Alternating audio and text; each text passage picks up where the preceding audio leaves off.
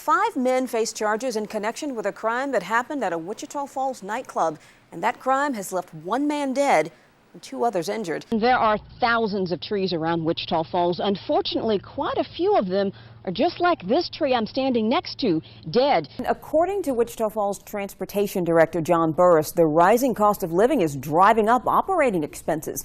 So to compensate, he's proposing a bus fare hike. Texomans got a wonderful treat this weekend from Mother Nature, but the question is, how long will her kindness continue? Long time. Skip's up next to let us know. Well, the job of a police officer is to protect and serve, but nearly a dozen officers in Wichita Falls are not quite there yet. Skip is here to educate us about the weather. All right, Skip, it was a cool day. It's turned into a cool night. Hopefully a warming trend's gonna take effect this weekend? Well, you don't need me. You got the forecast, don't you? Hey, I know all, I see all, man. You're watching KFDX 3 News at 10 in high definition. Good evening. Topping our news, Wichita Falls police are called to a serious early morning accident. But when they arrived, they found an important aspect missing.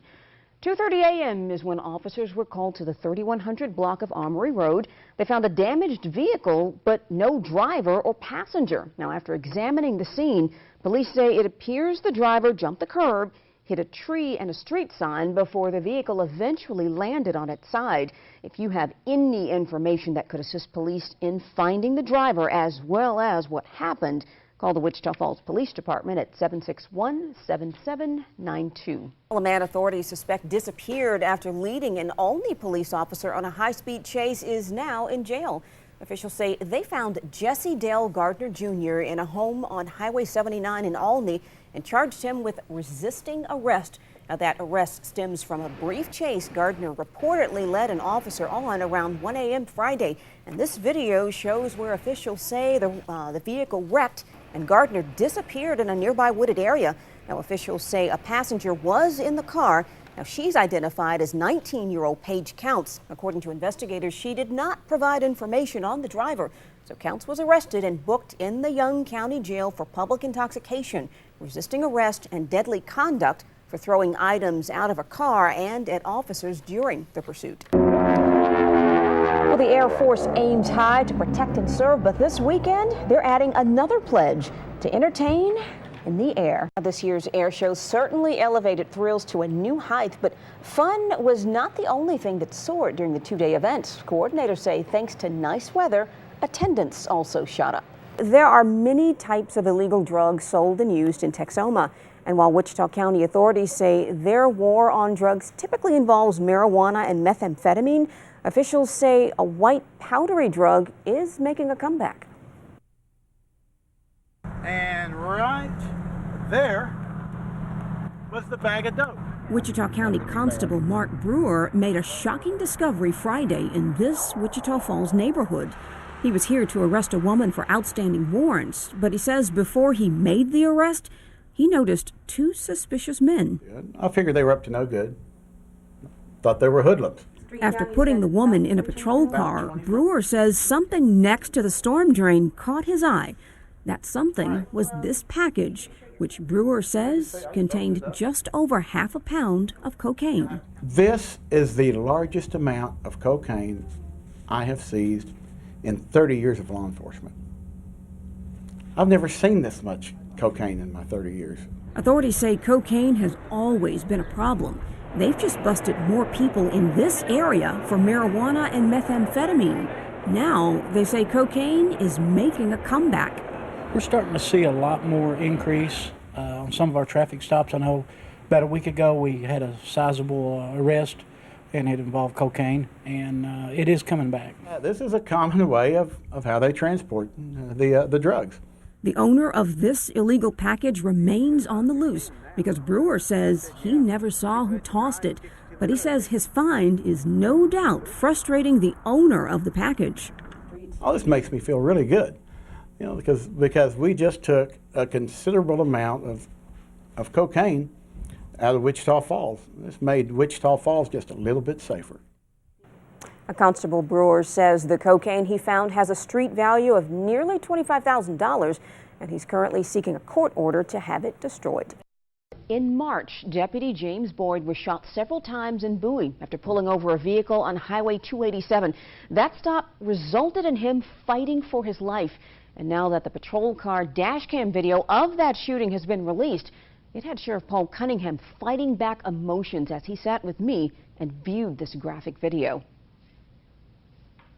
Dashcam video shows Montague County Sheriff's Deputy James Boyd approaching a black Cadillac with Colorado license plates. Just as he bends to make verbal contact with the driver, he's shot 3 times before the driver takes off. This all happened on March 21st on Highway 287 in Bowie. It's a very tragic and hard-hitting impact that the deputy went through. It was hard to watch.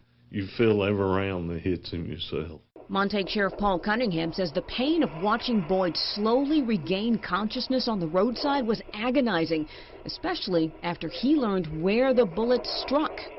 One of the shots ricocheted off his vest, went into his cell phone, one went across his shoulder.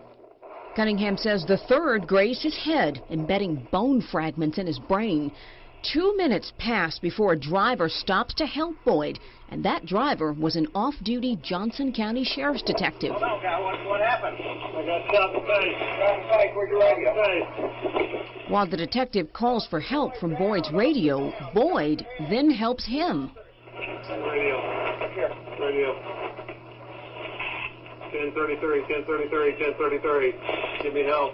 Before emergency crews hustle Boyd to the hospital, he gets on his radio and gives dispatch information on the suspect's vehicle, which was driven by convicted felon 28-year-old Evan Ebel. If it hadn't been for his ability to get so much information out so quick, Ebel might not have been caught. Now again, the driver who shot Deputy Boyd was 28-year-old Evan Ebel, a convicted felon from Colorado. Authorities were able to catch up with him in Decatur, where he crashed, was shot in a gunfight with officers, and later died in a Fort Worth hospital. Now, Deputy Boyd, I spoke with him Friday, and he told me he has seen the dash cam video and says although it was hard to watch, he says it has made him an even bigger advocate of wearing a bulletproof vest. 26 years ago, Dale Yarborough started losing his hearing, and he says once it started, it went fast. Now, last year, a cochlear implant restored his hearing, but sadly, that gift came too late to share with his wife. 2 months after Dale Yarborough met Kathleen in 1952, they were married. 30 years later, his hearing began to fade. He could only communicate through lip reading, and says that became difficult, even with his wife. She said, "You don't know my voice." And I said, "No, I couldn't hardly hear her." Bought 3 pair of hearing aids, and you couldn't get either one of them, loud enough, I thought. And they wasn't worth a hoot, so. Last year, his wife died, leaving Yarborough alone and unable to hear. Not being able to hear had caused him to be isolated, to not interact with friends, with his church family. That changed on April 3rd, 2012, when Yarborough underwent surgery to install a cochlear implant in his right ear. His hearing gradually began to return. Many patients will say that when the implant is first turned on, it sounds like Mickey Mouse or robots talking. And then after several weeks to sometimes a few months, the sound becomes normal, and it becomes their normal hearing. It just clamps right on your head. And once Yarborough became accustomed to hearing again, he started getting out and about, even visiting his former boss. And she looked at me and smiled and said, "Dale, can you hear me?" I said, "Yes, ma'am." Now, Yarborough has returned to work at United Supermarket in Burke Burnett, and soon he plans to have an implant placed in his other ear. Now, he says his only regret is that he didn't have that procedure done sooner, so he could have heard his wife's voice just a little longer.